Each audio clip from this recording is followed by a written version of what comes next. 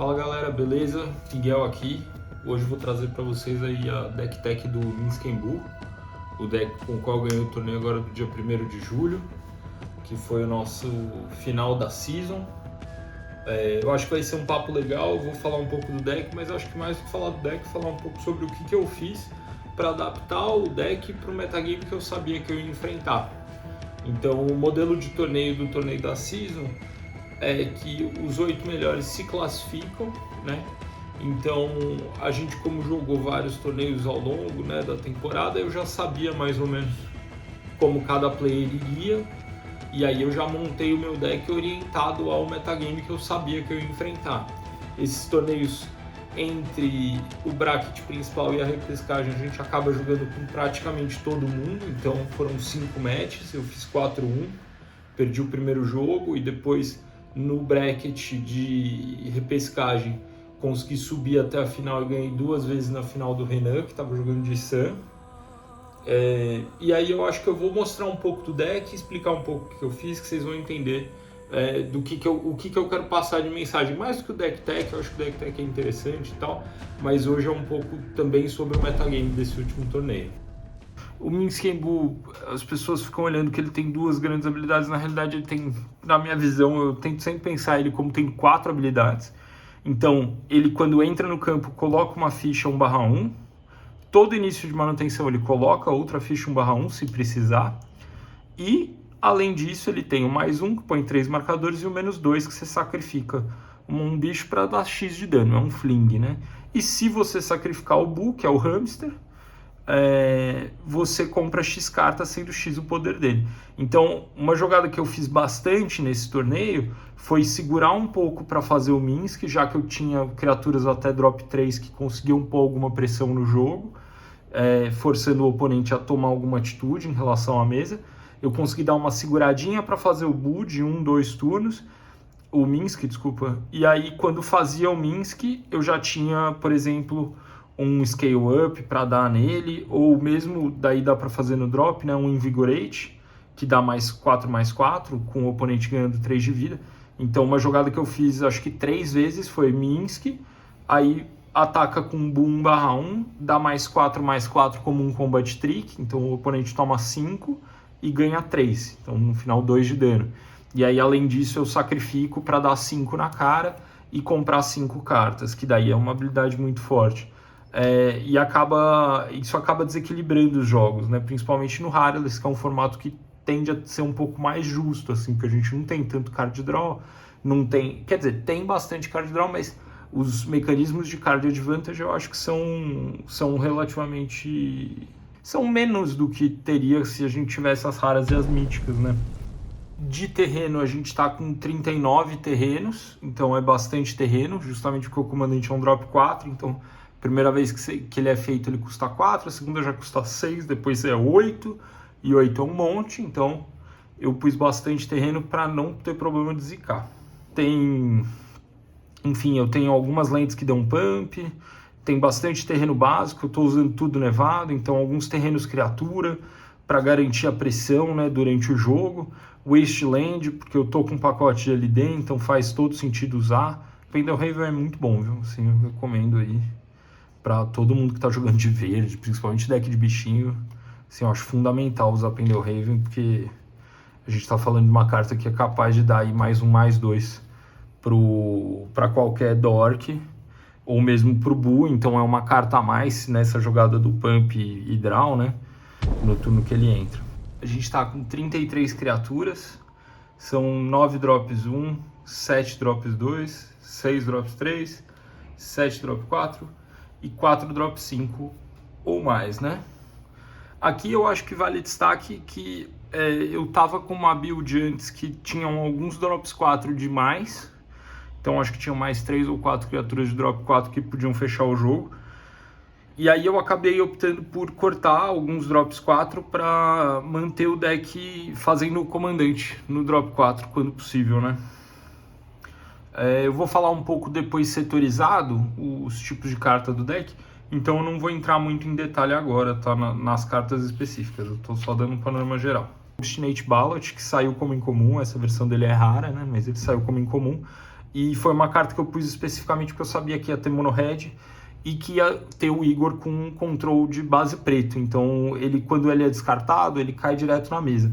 Sempre que o oponente tem um efeito como, e aí eu sei que não é Rareless, né, mas um efeito que seria como o efeito da Liliana do Véu, que você pode escolher a carta para descartar, você pode descartar ele e colocar ele direto na mesa, mesmo que você escolha, desde que o efeito seja controlado pelo oponente. Então eu achei que seria uma carta boa, até porque ele é 4/4 e 4/4 é bastante, né? Assim, é uma criatura que fecha o jogo relativamente rápido, ainda mais num cenário onde a gente tem pump, tem LD para pressionar o oponente e tal.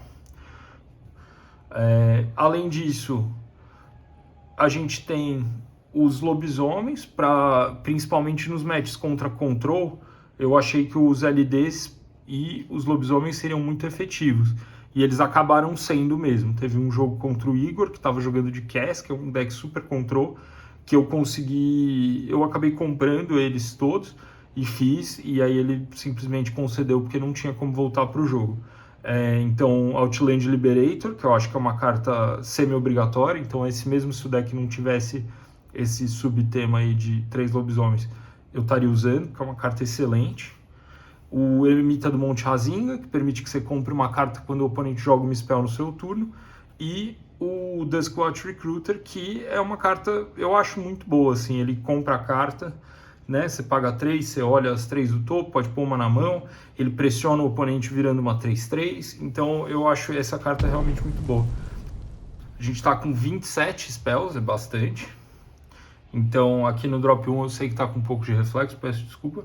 A gente tá com 10 cartas de drop 1, 5 de drop 2, 8 de drop 3 e 6 de drop 4. Aqui o que eu acho que é interessante de frisar, tentei dar uma separada aqui, a gente tem bastante spell, das spells que são drop 1, 5 delas são permanentes. E além disso a gente tem uma spell de drop 2 e uma spell de drop 3, que são permanentes. Depois a gente pula da curva 3 direto para 6, porque, enfim, a gente joga Rareless e no Rareless não tem tantas opções de spells excelentes nessas cores. No 3, no 4 e 5, que eu optaria por fazer no lugar, por exemplo, de uma dessas criaturas, ou do meu próprio comandante.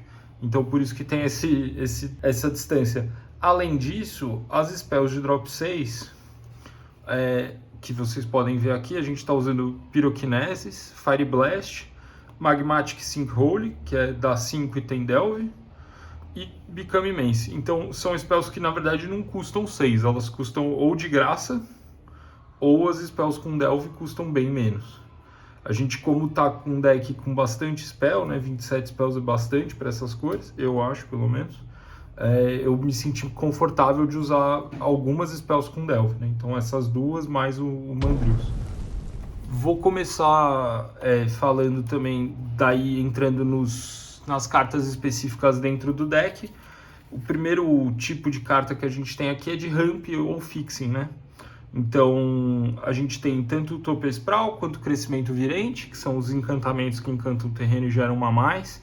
A gente tem 6 Dorks, né? De 1 mana, mais 2 bichos que geram mais de 1 mana, então o Orcish Lumberjack, que é aquele que você sacrifica uma floresta, e a Barreira de Pinheiros. Aqui eu acho interessante frisar que tanto o Lumberjack quanto a Barreira são capazes de fazer o comandante no segundo turno, então por isso que eu estou optando por usar ambos. 3 ramps no drop 2, né? Então o Homem-Urso. O Homem-Urso, para quem não conhece, é uma carta super clássica, né? de Odisseia. Ele ganha mais 3 no limiar, então eu coloquei ele como um ramp que pudesse eventualmente fechar algum jogo. O Priest of Titânia, que acho que é talvez o melhor ramp aí o melhor elfo que tem. E o Devoted Druid. Por que o Devoted Druid? Porque como eu tenho alguns pumps no deck, eu achei interessante colocar, porque tem algumas combinações de cartas que podem dar mais para ele. Então um exemplo é o Scale Up, que é essa carta de Modern Horizons, que transforma a criatura num Vorme 6/4. Então isso aqui pode fazer com que ele gere algumas manas a mais. Então por isso que eu acabei optando pelo Devoted Druid. O Druida do Florescimento e o Wood Elves, que são cartas quase que obrigatórias hoje em dia, porque são cartas muito boas. E basicamente de pump acho que é isso. Desculpa, de ramp, né? E fixing, né? Então tem o astrolado também. Eu fiz a opção por usar 100% nevado justamente para poder jogar de astrolado. De pump, a gente tem 11 cartas. Então, Chifres do Massacre, né? Sloggerhorn e Gorklan Rampager, que são criaturas que você pode descartar, pagar mana e ele dá o pump, que é legal porque isso é um efeito de habilidade, então não pode ser anulado. Além disso, a gente tem o Rancor, tem o Scale Up, e aí tem algumas cartas mais roubadas, assim. Então, como Unleash Fury, que dobra o poder da criatura, o Temur Battle Rage, da Double Strike, também é um tipo de dobrar o poder da criatura, o Scale Up, que a base da criatura vira 6/4, então no caso do Bu, que é 1/1, é 1+5/3, pelo menos, e Berserk, que também é uma carta super roubada, o Become Immense. Então, assim, eu acabei fazendo uma seleção dos pumps que eu achava mais fortes, assim, e aí eu tô usando os pumps que eu achei os melhores mesmo. Então, a gente tem um pacote de Land Destruction, né, no deck, então que são Termocrase, Winter's Grasp, Terra Alqueviada, Chuva de Pedra, Pilhagem. A gente tem também o Raze, que você sacrifica um terreno para destruir um terreno do cara. Tem Avalanche Riders aqui. Então tem bastante carta de destruição de terreno. Justamente porque eu acho que essa é uma boa estratégia. Assim, tem o Wasteland também. Eu acho que é uma estratégia boa nesse ambiente. Além disso, como eu sabia que o Diego ia de Mono Red e o Renan ia de Isam Mono Green, eu sabia não, né? Mas eu acreditava e eu estava correto. Eu acabei colocando o Fire Sprout, que é dar 3 em todos os bichos com e sem voar. Para mim, esse aqui é o melhor Mass Removal hoje do Hireless. O ruim dele é que tem verde, então não é todo deck que consegue usar, né? Não é todo deck Control que tem vermelho e verde para poder usar uma carta como essa. Por último, aí eu vou trazer para vocês um pouco das cartas que tem Monarca, né? Então o pessoal sabe que eu adoro jogar com essas cartas, porque também fazem uma pressão. A gente tem um ambiente muito control hoje, né? Então muitos decks muito fortes são controls, porque de modo geral praticamente todos os counters bons estão abertos, todos os removals brancos muito bons estão abertos.